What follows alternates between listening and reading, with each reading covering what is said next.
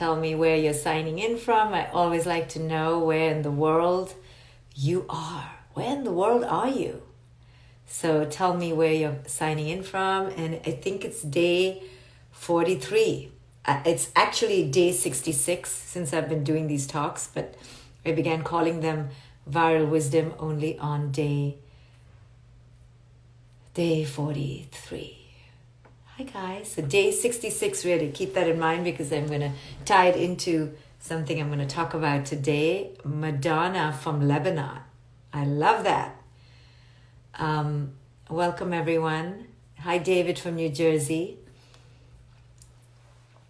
How is everyone doing? So I'm going to just take a few minutes for you to come here. Lynne has been here every day. Sofia from India. Ashley from San Diego. Hi Ashley. Sharon from the beautiful Cayman Islands. I'm so happy for you, Sharon. Karima, Florida. Hi Amandeep from California. Hi guys. I'm just going to let you come in. And, you can check in, tell me how you're doing, tell me what you're feeling. We've been in lockdown here in New York from March 16th, which is when I began talking to you guys. And so it's been, I think this is day 66. Crystal from Alaska, Jody, Ontario. Hi, Dimpy, Tanya.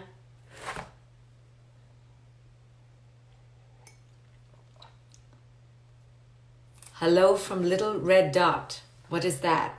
Am I missing something? What's Little Red Dot? Thank you, Swovi.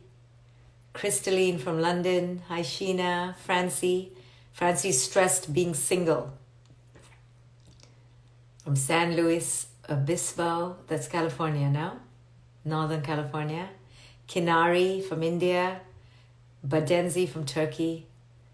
Hi, guys. Romania. Montreal. Okay, you ready to learn something new, someone says. So today, what do I want to talk about? The reason I can talk a lot, not only because I'm just garrulous, is because there's just so much that is fascinating about the human condition. I find life incredibly fascinating. I find the human condition incredibly touching and poignant and moving, and it's a symphony that is forever nuanced and complex. And just when you feel you've got your pulse on it, you hear another tone and you hear another note, and you realize that if you just raise the volume, in the saxophone area, it would sound completely different. And so you shift the whole symphony. It's a symphony of moving parts. It is an endlessly orchestrating, monumentally cinematic artistry, this thing called life. At least that's how I look at it. And I'm always fascinated by the moving pieces and how, and I say this all the time, but I pay homage to this thought, how little is in our control. I'm just always reminded of that. Like, why did I think I could control this? Why did I think I could be a parent and manage this without a glitch? Why did I think I could be in relationships and it would be easy? So it's just a fascinating operatic piece, this thing called life. And I'm just always trying to pay attention and always trying to see the patterns and the motifs and the themes. And it fascinates me. For me, and this is why I do what I do, I'm not interested necessarily in learning any skill other than understanding my own mind. When I was young, my father, he gave me 3 very important lessons, and he listens sometimes to these talks. He taught me 3 things in life. He was, don't be judgmental. He always used to say, don't be judgmental. And number 2, be introspective. And that's really what I took the most, is always look within, always see what's happening within you.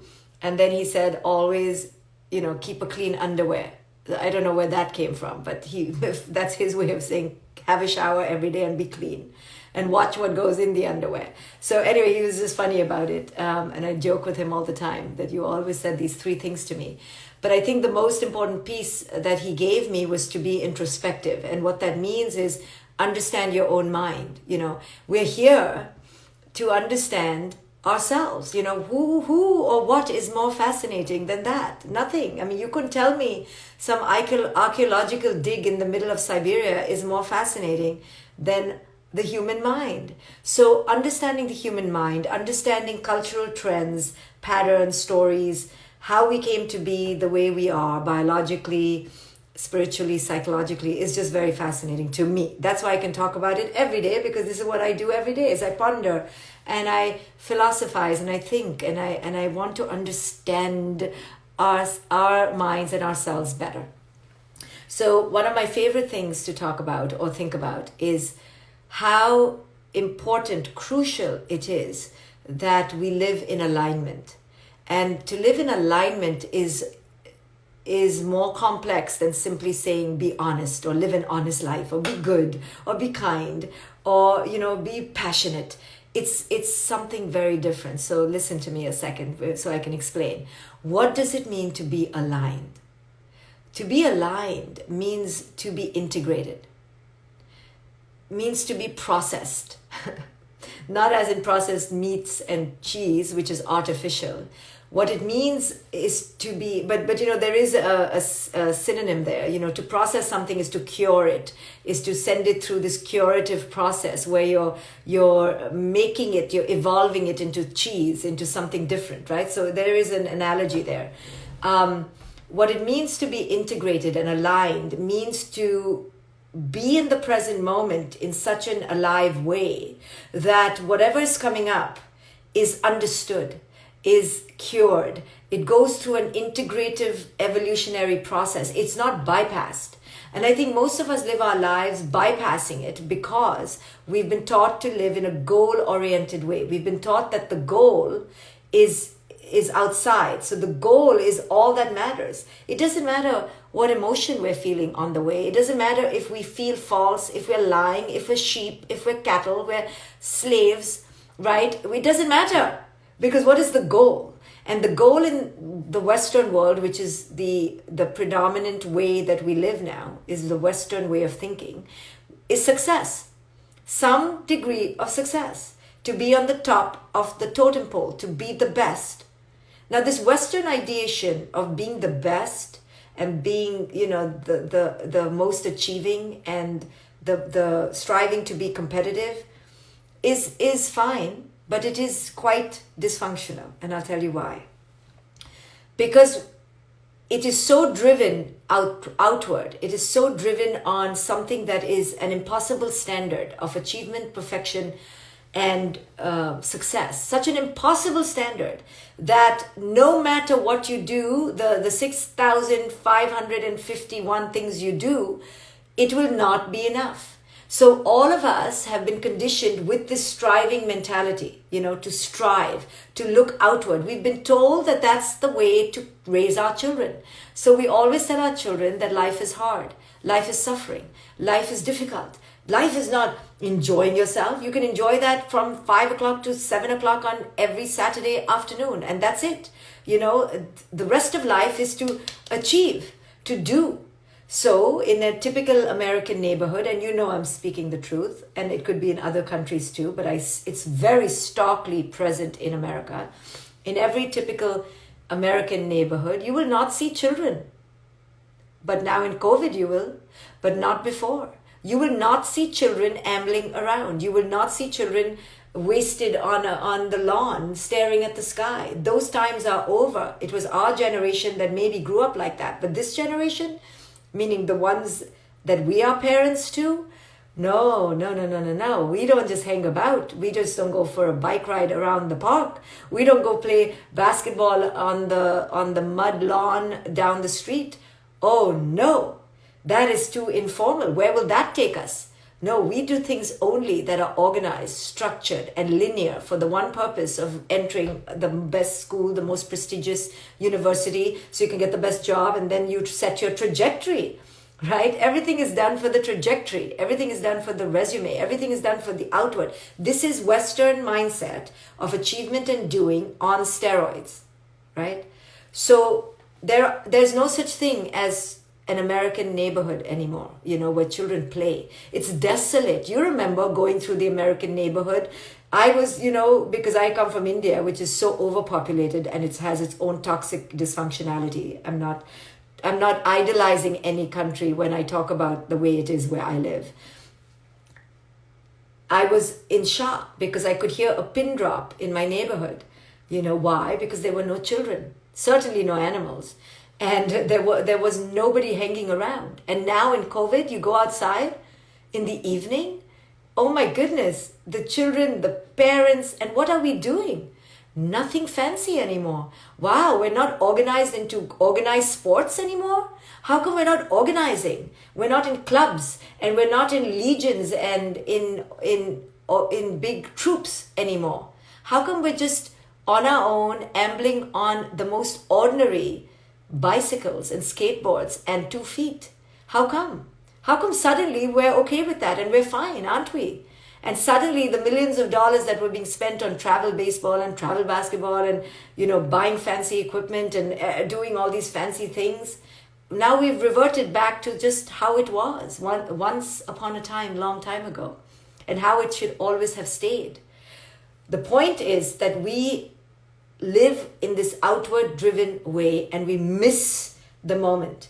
And when we miss the simplicity of the present moment, we fail to be present to our life experience.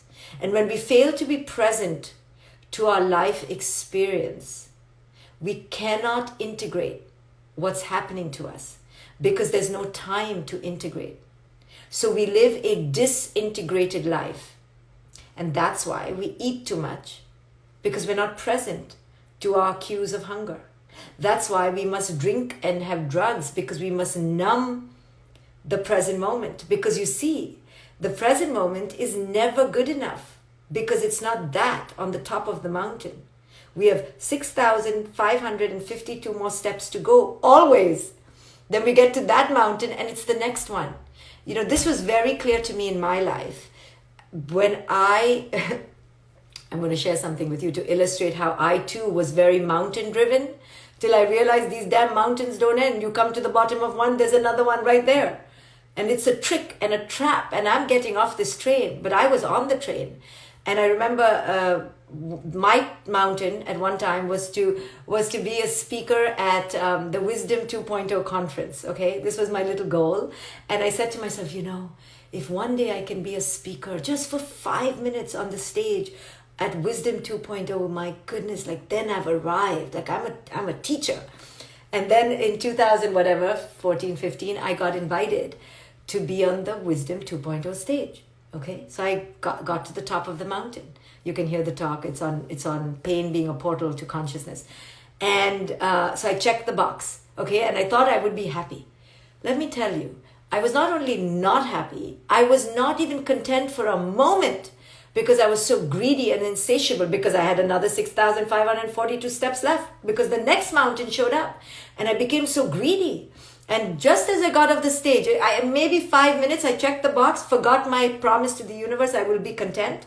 And right then I said to myself, oh, now if I just could get on Oprah, then that's it. Then I promise that's it. I won't want anything. I was bartering with my universe, yeah?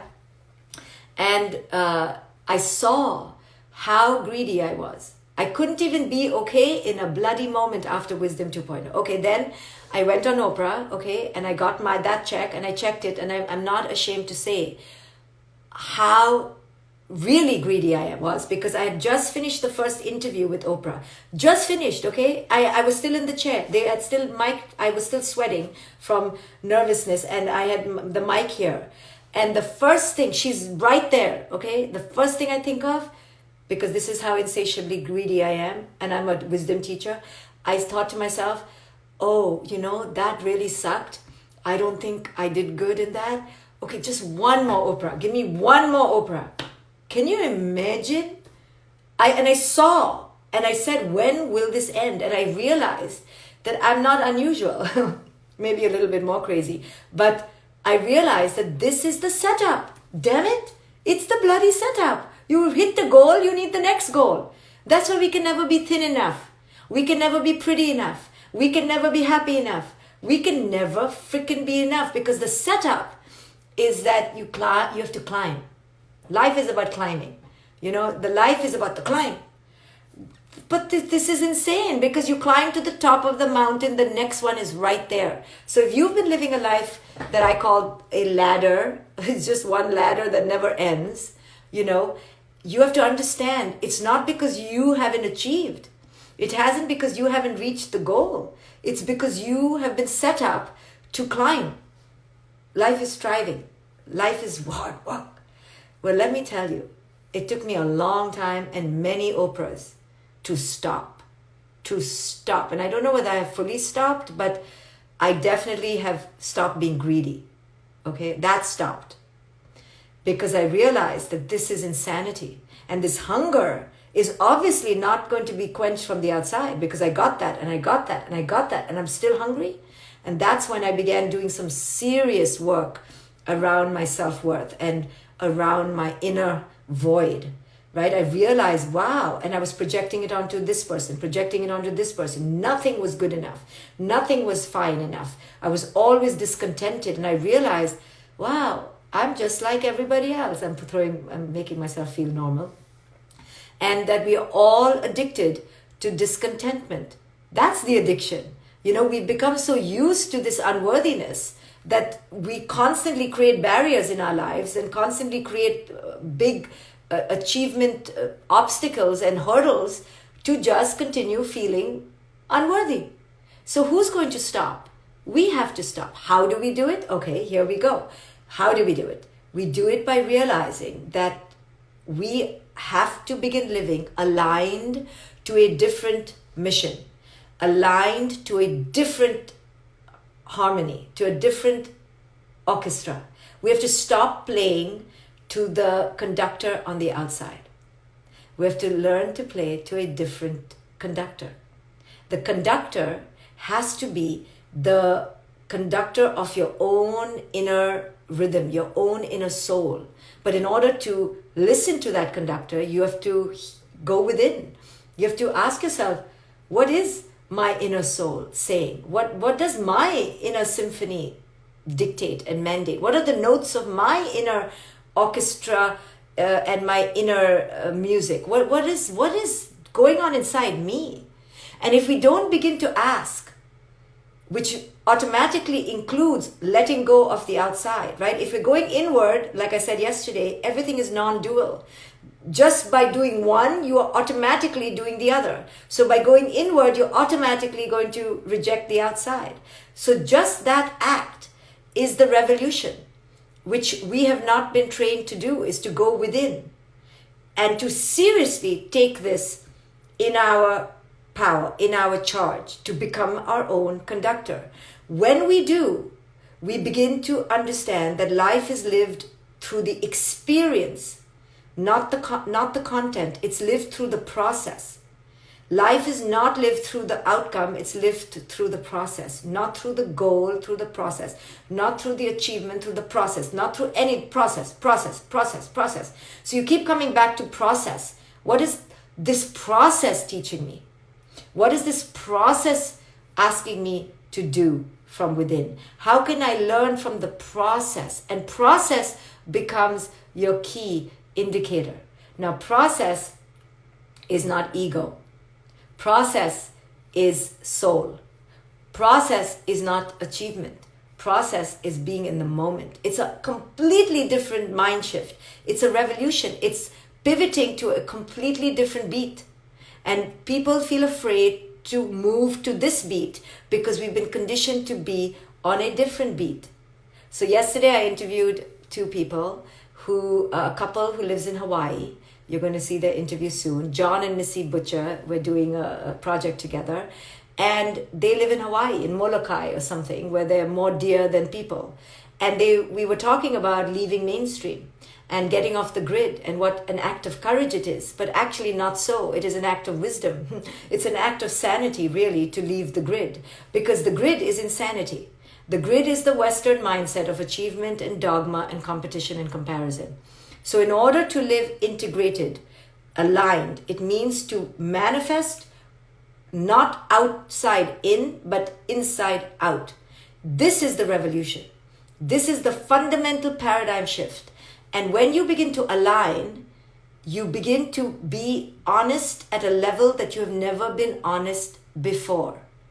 It is true flow within your own truth. It's a declaration that you must show up for yourself.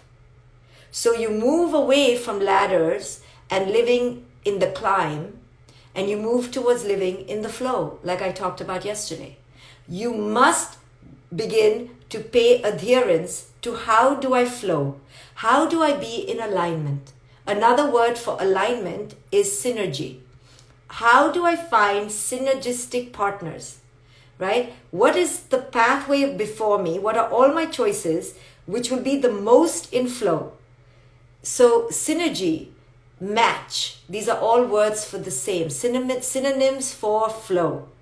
But to design your life in flow, to design and curate your entire existence, meaning all your relationships, to match you and be in flow. As I began to leave the ladder world, the world of ladders, and the world of striving, and the world of greed, and insatiable hunger, and desire for validation, as I began to leave it more and more and get off the grid in my own way, and to conduct an internal revolution and to make internal declarations that were more in line with my truth. As I began to do that, I began to fall away from those that were not in synergy and attract those that were in synergy. Now, I'm going to talk about another concept that takes us even further, deeper into our truth, and that's the concept of syzygy. If you look up syzygy, it's in other words, S-Y-G-Y-Z-Y, I think it is. And it's beautiful because what it talks about the alignment of the sun, the moon, and the earth in this geographical time-space dimension, and how more bodies can align. When more bodies align, right, and it comes first from the inner orchestra aligning. The inner symphony has to first work. Then you go into synergy. You attract more relationships that are in synergy. But then you go outward into syzygy, where more and more bodies are in alignment, right? Now you have developed a community, a tribe, a global field, it's energetic, a field of flow, right? Now the river and its tributaries are meeting the ocean, right? So how do you go from 1 to 1,000,000? Now you are the ocean, right? Now everywhere you go, you are in flow, right? And your life begins to reflect that. I know in my life, I still am sometimes in battle by holding on to old elements of lack of synergy, assynergy, right? And every time I do that, I literally have a physical, nauseatingly revolting inner experience. And I remember, I go, why did I do that? Why did I go backward? Because I still am holding on, this is cultural conditioning. We still go back, and we go back to a relationship or go back to a moment or go back to a way of thinking. Sometimes I'll still think, what? I'll go on a diet, and I'll have that thought and I'll go, why? Why? That's an old paradigm way of thinking. We don't go on any diet anymore. Or I'll go back to a way of thinking, I should go back to, lifting weights and, pushing myself in exercise, and I'll go, oh, old paradigm. Or I'll go back to some sort of should, that I used to do. I should be nice to that person who hurt me. Let me call up that friend, even though it's completely fake and inauthentic, I'll still do the old tape because that's the power of conditioning. We regress, but that's old paradigm. Anything that is out of alignment now with me, I recognize it as the old me. Oh, look, old me is back, knocking, just testing you to see, are you still, are you still your new self or you've done with your new self? Come back to the old. And I recognize my old self that wants to fake it, wants to please, wants to lose her power, wants to go back into the shadow, wants to enter hunger and insecurity and unworthiness. My old self is always walking with me. It's not like I'm completely, I lived with her for how many years? How can the old self just go? But it's a constant work to go, old paradigm, new paradigm, old paradigm, new paradigm. My new paradigm is to be in alignment. And wherever I'm not in alignment, I have to remove the blocks, like I talked about yesterday, or whenever I talked about flow.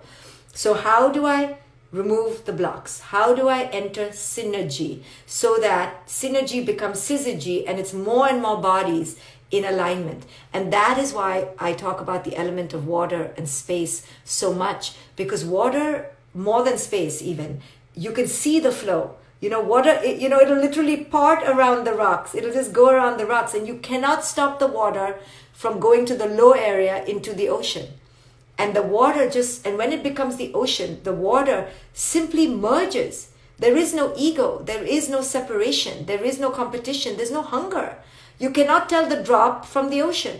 You can't. You try to pick up a drop. Go into the water. Go into the ocean next time you're there. Pick up a drop. You're like, I want a drop. You cannot pick up a drop. You know why? Because it's in complete syzygy. It's in complete union. Complete union. And this is how we want to curate a life of union. Union, yoga means union. What does yoga mean? Union. The union of the yin and the yang. The union of the masculine and the feminine. The union of outer and inner. And when your life begins to be lived in union, there's ease. Right? Because nothing is jarring you, because you're your authentic. You just show up. There's nothing to do. Just show up. Now you'll say, well, what about paying the bills? And what about that? And what about... Yeah, but I'm talking about something that comes before the doing. The energetic space that you need to occupy inside you in your privacy. You can work like a horse. I work like a horse. There is no end to the work I do. But I'm not talking about the outside. I'm not talking about what I produce or don't produce in a day. That's irrelevant to me. What's more relevant to me is where am I coming from? What is my inside? Am I integrated? Am I real? Even if I'm crying all day, is that real? Is that me for this moment? Am I showing up as me, or am I showing up as a caricature of culture's conditioning, which is filled with insecurity, unworthiness, and fear?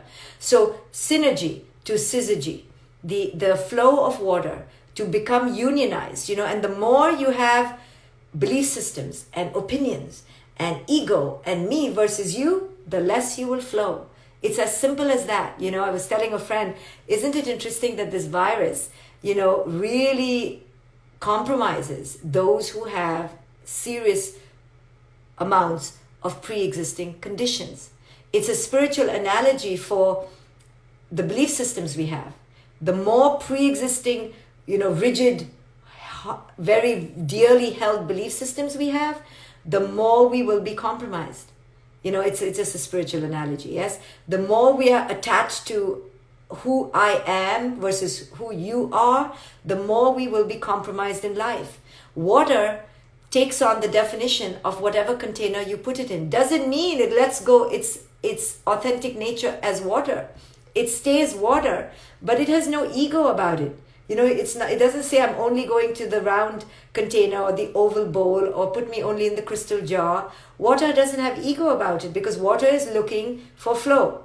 Where can I flow? And that's the energy that I'm talking about before the doing, right? Look at your life as a curation of synergy, and only keep the pieces that are in flow. Now that takes a lot of courage, but this is why COVID is here, is to give you this time out to do a serious reevaluation, a serious rehaul. I don't know about you, but many of the people in my communities, you can join, by the way, one of my communities is called Luminous for Women. Luminous. Come and join Luminous. It's on my website. It's only open for another 8 days, and then it's going to be closed for 6 months. It's a small community of, it's not very small, of like-minded women who are in synergy. I'm trying to create synergy. And how to create synergy is you have to create it. It takes courage. It takes joining. You have to act. You have to change. You have to shift. You have to declare. You have to commit, right? This is not going to happen easily, right? So look at your life, look at your table, look at your desk, look at your computer, declutter. What is working, what isn't? What is a reflection of me? Now, sometimes you can't get rid of everybody, okay, in your life. Like, we're not getting rid of everybody right now, but we're at least coming into awareness of who is in synergy and who isn't. You can take care of the actual removal of people or the actual rearrangement of people later. It's not about what you do. It's about your awareness of how integrated or disintegrated your life is. But this takes courage. It takes a bold courage to go through the grieving process of letting go those that do not serve us anymore, things that do not serve us anymore, ideologies that do not serve us, and entering new ways of being, right? The river doesn't keep holding on to the river, does it? The river doesn't say, nope, at the forefront of the ocean. It doesn't close its arms and throw a tantrum. Nope, I'm not joining the ocean. No, the river joins the ocean.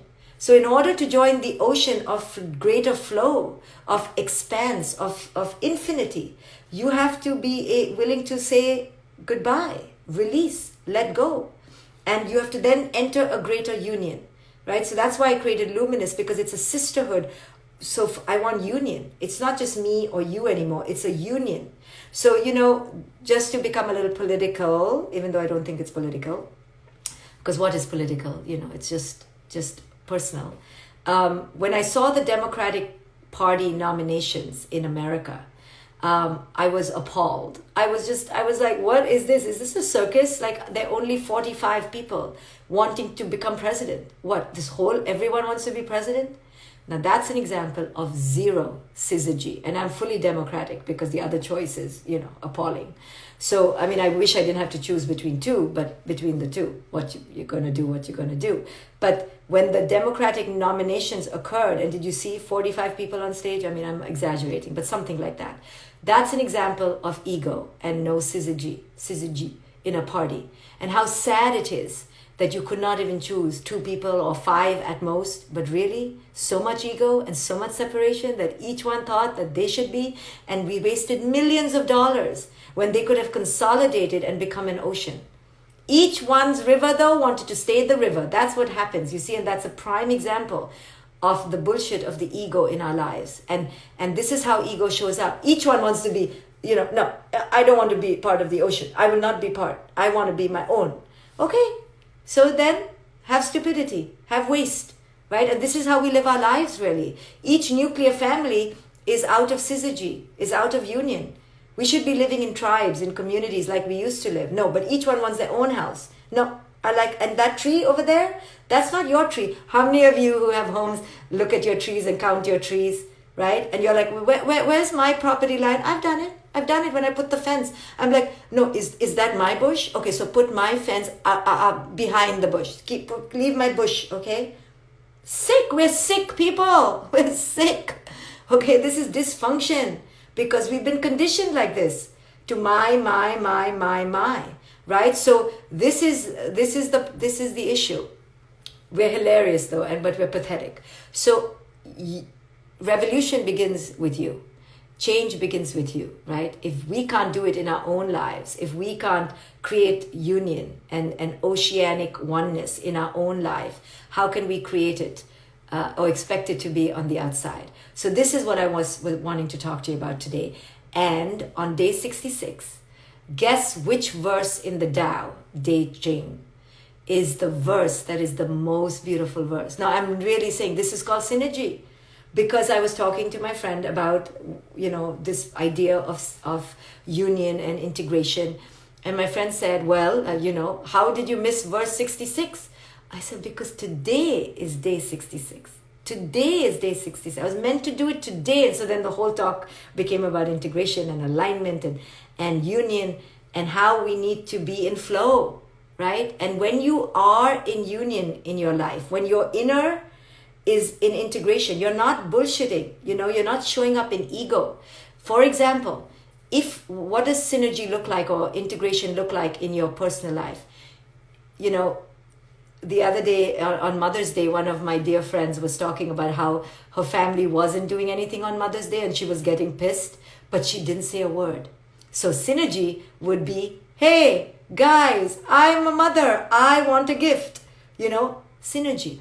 Synergy is saying, I'm feeling vulnerable right now. Synergy is saying, this is not working for me. Synergy is saying, this is not my truth. Synergy is saying, every time I'm around you, I want to scream. Synergy is saying to your children, hey guys, something has to change.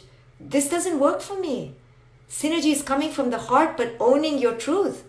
Not living in fear of, if I owned my truth, there would be a consequence. Synergy is being brave to say, what's happening inside my life experience, in my process, right here, right now. Sorry guys, I have allergies, so I'm a little itchy. So see, just before I scratched my eye, I was thinking to myself, oh my goodness, my eye is scratching, but it'll mess up my video. Yeah, I had that ego thought, right? I can feel like I want to like scratch my eyes out right now, but I'm on video, right? And then I was like, you know what? Be in synergy, scratch your eye, right? It's okay. It's okay with the video. And then talk about the process. So synergy is being in the moment and going, whoa, what's happening inside me right here, right now? And being integrated and aligning to it. But that takes presence, right? I was noticing my thoughts. I was noticing this. And that has only occurred in my life through meditation. So if you want to learn to meditate, that's what you have to do. And I teach meditation every single day. Today I'm not, but every other most days I'm teaching meditation. And you can join my meditations in another place.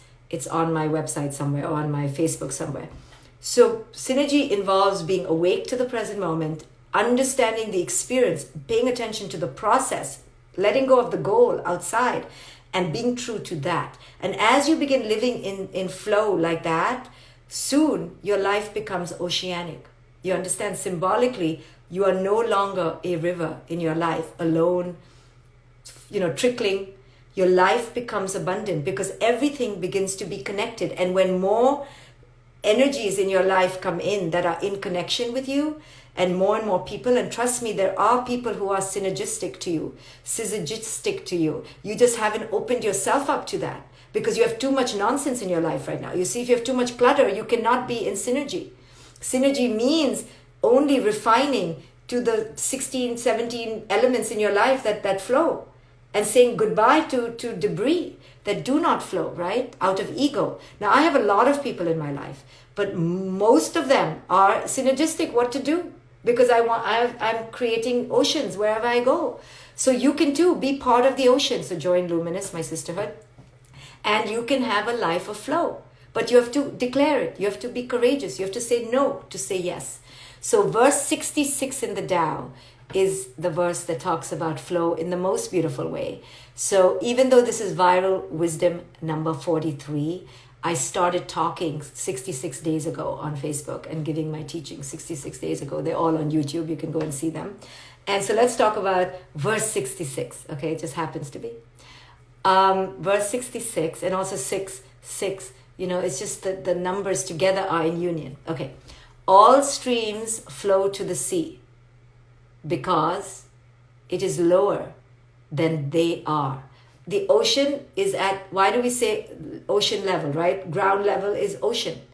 Why? Because the ocean is at the lowest point, right? The ocean will always be at the lowest point. The ocean, the grandeur of the ocean is at the lowest point. So the synonym there, the analogy there is that beauty is when you let go and you flow into humility, right? No ego, no ladders anymore. No mountain climbing. We're going to the ocean, so to speak. Nothing wrong with mountains. But it's the energy of the climb versus the flow into the ocean, right? It's energetic is what I'm talking about. All streams flow to the sea because it is lower than they are. Humility gives it its power. When you go, when people ask the Buddha, what do you believe in? And then the Buddha, I can imagine, would say something like, I have no beliefs. Now, this is very profound. I have no views. Buddhism and enlightenment is the extinction of belief systems because beliefs are false. Beliefs are constructions. You don't need to have beliefs. Beliefs are ego, right? When you let go of all of that, you become flow. You just flow. If you want to govern the people, the verse says, you must place yourself below them. If you want to lead the people, you must learn how to follow them. The master is above the people, yet no one feels oppressed.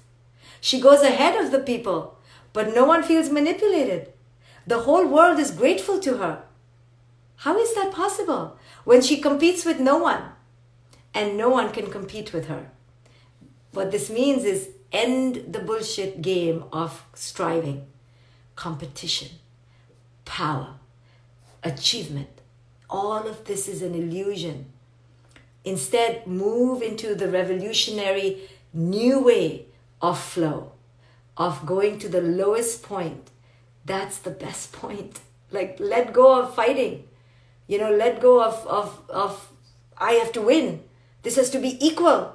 This is all Western paradigms of scarcity and lack. Go to the non-dual place of the river meeting the ocean. So much so you cannot tell the river from the ocean anymore.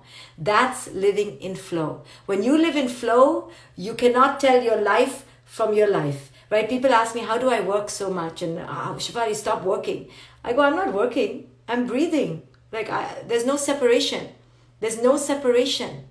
Right? And many times in my life, my old people in my life used to say, are you in Dr. Shefali mode? Are you Shefali mode? And I was like, I don't know. There's no difference. It's just me. I'm just showing up. You want to call me doctor. You want to call me a porcupine. You want to call me purple. You want to call me a unicorn. You do whatever you want. I'm just showing up as me. You want to call me doctor? Fine. It's just me. So when you begin to show up as all of you, your whole life begins to reflect that. The choices you make. Do you love yourself or do you not love yourself? If you love yourself, 99.99% of the time, you're going to love yourself, which means you're going to stay away from choices that are not loving. Means your food is going to love you. You're not the ego you of the taste. You see, the ego wants the taste of the cheese pizza, but the soul wants its vegetables and its organic and it's, whatever the most raw food is. The ego wants, the chocolate caviar and the gin and tonic or whatever you guys have, whatever we want that is gourmet. But the soul just wants berries and nuts and some food. That's it. So we begin to create a life that reflects that inner connection, that inner love, that inner alignment. So alignment, water is always in alignment. Water is not in resistance. Water is always going to find where can I flow, how to flow. I'm not wasting time in ego, in fighting, right? And if I have people in my life that I'm in competition with, that means they're in competition with me, eliminate. And not eliminate in any sort of willful battle. You just move away. Energetically. You just stop. Arguing. When I see my daughter who wants to argue sometimes, I just go, I'm not arguing. It's not a fight. Who are we fighting with? There's no one to fight with. I get it. I'm not fighting. I always say this to her. I'm not interested in winning. I'm not fighting. I want to flow. How to flow. And I move toward people who flow with me and away from people who don't. And they have every right not to flow with me. We each have our own river to the ocean equation going on. Find yours and flow with yours. So thank you for being here and enjoy verse 66. Go read it again. And I will see you in flow in the next flow, whenever that is and whenever that shows up. Thank you, everyone. Bye, guys. You want to curl up on my couch and listen to me for a weekend? Do it. Let's do it. Okay, bye, everyone.